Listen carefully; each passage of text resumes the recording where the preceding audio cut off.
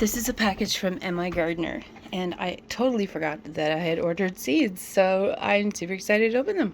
So every year around Christmas, I always get excited about my future garden, and I start ordering seeds, so I wanted to bring you guys along with me when I open this bad boy. Whoa, there's a lot of seeds in here. Holy crow. I got 2 sugar baby watermelons. I think that was a mistake. 2 radishes. What is going on? I didn't order 2 of each, did I? Okay, let's just go through them slow. So I got Kellogg's breakfast tomato because I heard that this is a really good mild sort of tomato, not very much acid. So I wanted to try that. It's a good slicer tomato as well. And mostly that's what I use them for. Occasionally I'll use tomatoes to make sauce, but yeah, that's mostly what I want to use those for. Jimmy Nardello pepper. This is going to be interesting because I don't believe these have heat. Even if they did have a little bit of heat, I wouldn't mind. But these are supposed to be really good thick peppers to make stir fries and stuff like that, so I'm excited to try this one. San Marzano Tomato. Have you guys ever tried this variety? I've never tried it, but I heard it was really good, so we're gonna give that a try. Let's see, we got Amish paste tomato, and that of course is for making some tomato sauce, which I have all the jars for. Yellow scallop squash. I'm super excited about this. I accidentally grew a white scallop squash last year, and I was so surprised to see it in my garden and so delighted, and it was so delicious, so I thought I would try some more scallop versions. I did save the seeds of my white one, so we're going to be replanting those. Early jalapeno, which is good because I'm in zone 5A here, and we don't have a very long growing season, so these guys, the early ones, are the best ones. It says 75 days till maturity, and that's after you transplant it into the ground. Let's see. Oh, spaghetti squash, which is great. I like to have long-term storage stuff, and not only for my family but for my chickens, because I find that it's pretty expensive to feed them during the winter if you're not supplementing their feed in some way. So that's why I have saved a lot of seeds from my sugar pumpkins. They love that. I have a video of that up of them eating cooked sugar pumpkin, and they're stuffing their face like crazy. So that's why I like squash. We got some butternut squash. I really like this because I love making butternut squash soup. Maybe someday I will do a video of me cooking that.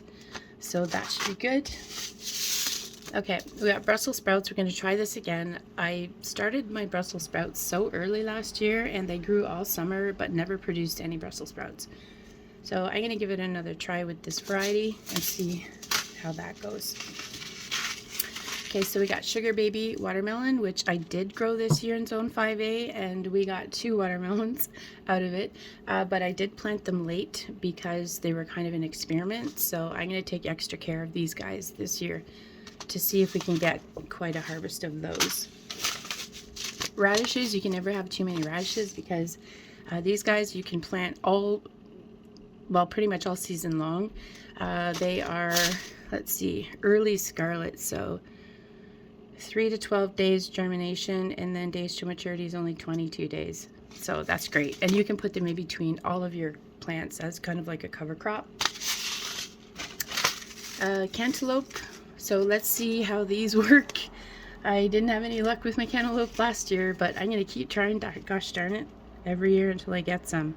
So start indoors 3 weeks before the last frost, or direct sow, which I will not do because it's 75 days to maturity. So yeah, here it would be best to start them indoors. I got strike beans. You guys on Friends of Roots and Refuge Farm on Facebook suggested that I get strike beans because they taste good, and I just wanted a really good, nice, long green bean, because that's our favorite personally. We tried dragon tongue bush beans and all that, and they're fun and pretty, but I don't know, there's just something about long thin beans for the garden that I really like. So that's my little haul for now. I have a lot more seeds. Here, I'll show you.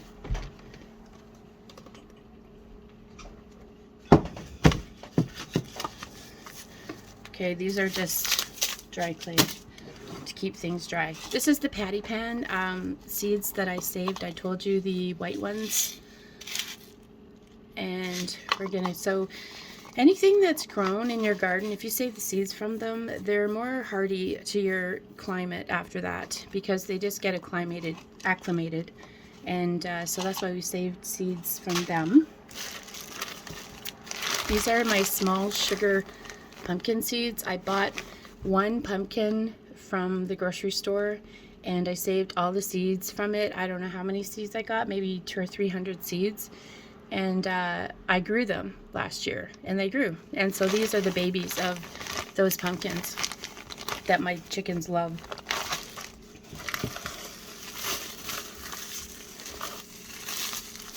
Okay, this is red Marconi, which I bought from,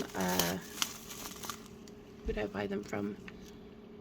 I bought them from Baker Creek, and these are the seeds that I harvested from the ones that I grew.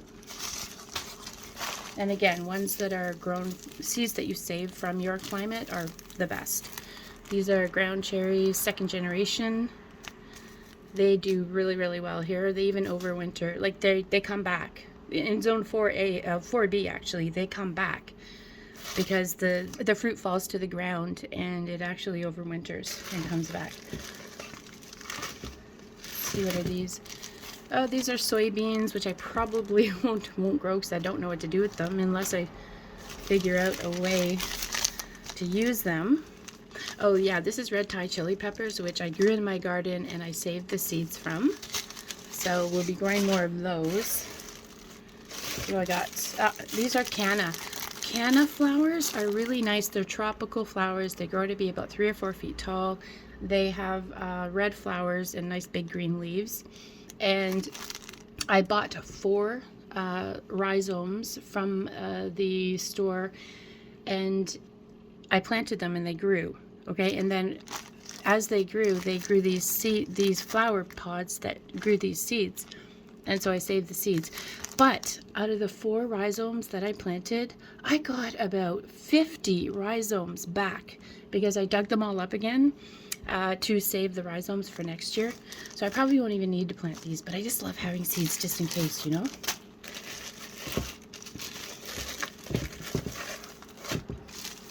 These are Marigold Seeds, which I I got these from the McDonald's drive-thru.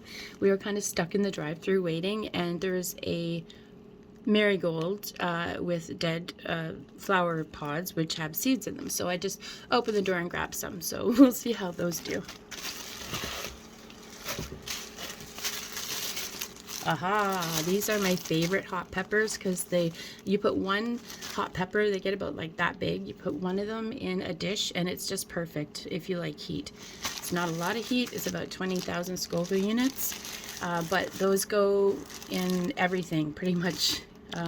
These were harvested from my garden, i.e. hot peppers, pineapple.